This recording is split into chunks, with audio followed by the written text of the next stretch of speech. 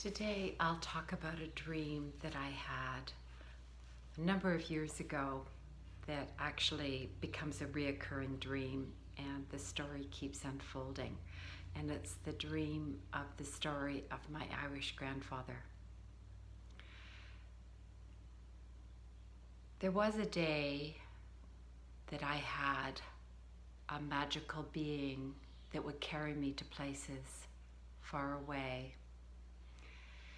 This magical being is a Garuda bird. It arrived at my doorstep and I knew it was time to go.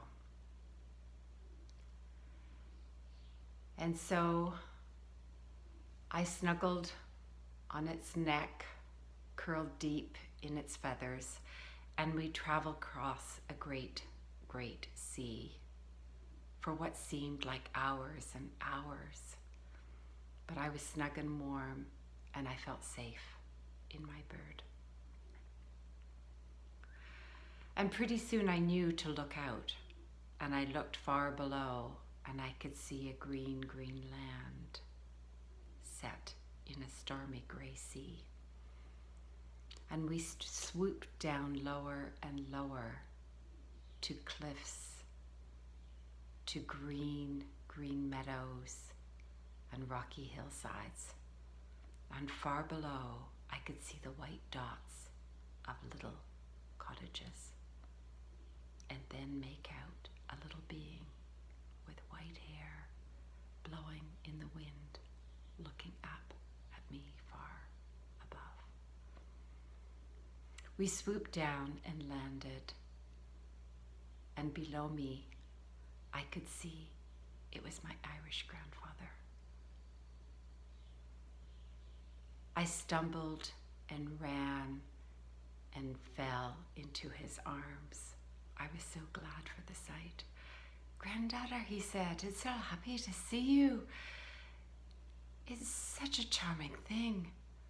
I said, "Grandfather, it's been so long, I've missed you so much." And he says, I called you. I knew it was time for you to come back to your Irish ancestry. I want to tell you a story."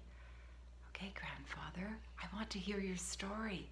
I've come a long ways. Aye, it's time. Come, and let's sit on the rock together."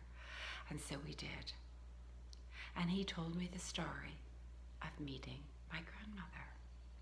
"Well," he said, "lass, I gotta tell you, in those days, I was a stonemason. And one of the things that I did was I took the stones in the fields and I made the borders, the fences for the farmers around this area." And he said, sometimes it took me far, far to other villages and other farms. But I always brought my little fiddle with me, and so I take the breaks. I took a wee break and I would play my song. Well, one day, while I was in my break and playing my song, I looked over and there was a lass. She was very beautiful.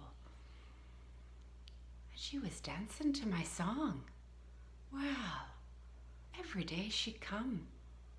And when I took my break, she'd dance. I was so happy. I was so happy. And soon, we grew to love each other. And so I asked the town folk, could I marry her? And they said, "Yes, you've done a good job for us. You may marry her." And so that was your grandmother. And your grandmother and I grew to know the most important thing was all about the song and the dance. And so that's what we do on our quiet times. I'd pull out my fiddle and she'd dance. You see over there, that's the gravesite, that stone over there. That's where your grandmother rests now. Well, there's more to the story. We weren't a very wealthy couple at all. And sometimes I go down to the fishermen at the beach, and while they were mending their nets, I would play them a song. And they were so grateful. They'd always give us a fish or two, so we had no lack there. We were happy.